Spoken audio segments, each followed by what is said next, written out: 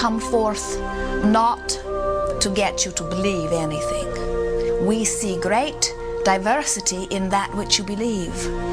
And in all of that, there is perfect balance.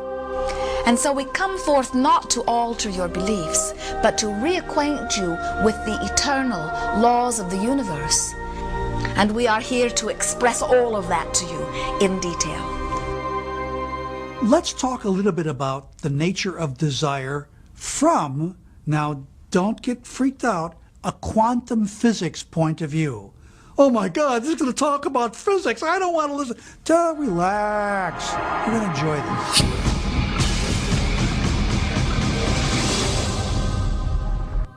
When we look around us, even at our own bodies, what we see is the tip of the iceberg. We could say the classical tip of an immense quantum mechanical iceberg. Everything in the universe is energy. Your body's energy. The room you're living in is energy. Everything you want is energy. And that's not a new idea. A fuzzy-haired guy in 1925 wrote on his chalkboard, E equals mc squared. And we couldn't grasp what that meant.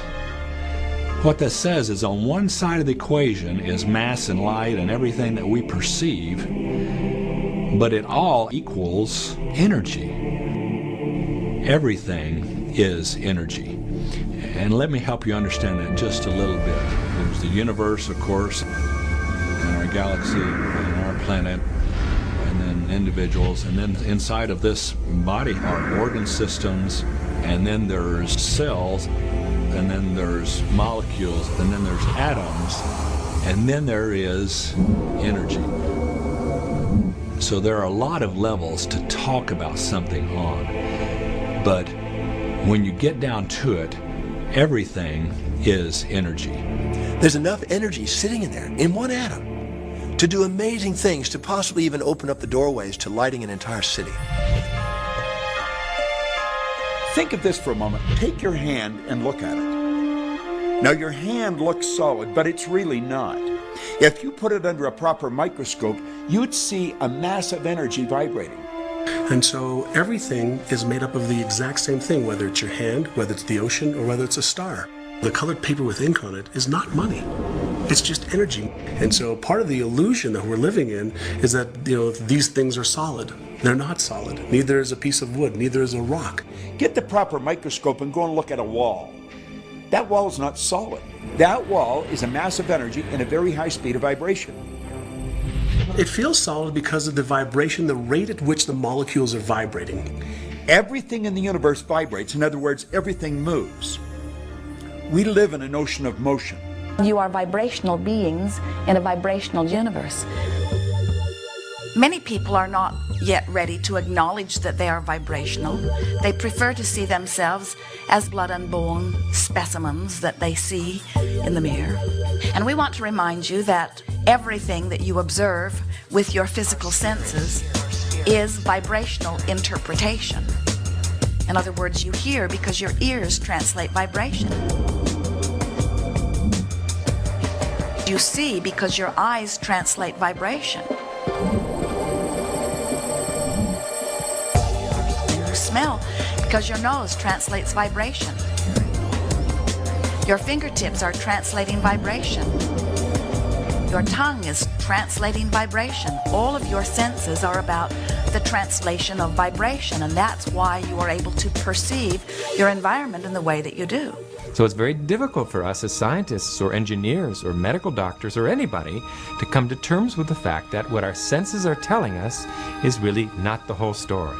We've been so taught to live with our physical senses, hear, see, smell, taste, and touch. But our physical senses lie. Our physical senses don't tell us the truth.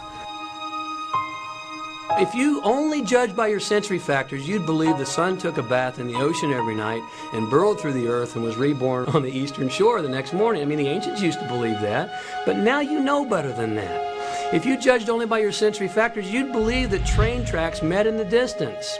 But you know better than that, and you turn away from your senses. If you lived only by your sensory factors, you'd believe that a dog whistle made no sound. But you know better than that, so you turn away from your sensory factors and you stand out in your yard and you blow away. And yet how many times, if we're not careful, do we find ourselves living at nothing more than the sensory level? If we take a look at everything in the universe, we know from a scientific perspective is made up of something called energy. So what do we know about the properties of energy? Number one, all energy has a vibration. All energy has a vibration. It emits a frequency. We are frequency generators. If you get close to someone's skin, you can feel infrared energy being given off. If you look at them, you're seeing light energy given off. We now have scans where you can put a machine around somebody's head instead of putting the electrodes on their head, and perceive and record the energy that their brain is giving off. The most potent form of energy, by the way, is thought. It penetrates all space and all time. Every thought has a frequency. We can measure a thought. What most people don't understand is a thought has a biochemical and bioelectrical property. Every thought, which means it has a frequency. And so if you're thinking that thought over and over and over again, or if you're imagining in your mind, okay, having that brand new car, having the money that you need, building that company, finding your soulmate, if you imagine what that looks like, you're emitting that frequency on a consistent basis. Our job as humans is to hold on to the thoughts of what we want, make it absolute clear in our minds what we want, and from that we start to invoke one of the greatest laws in the universe. You've probably been sitting there wondering, what is the secret? I'll tell you how I have come to understand it.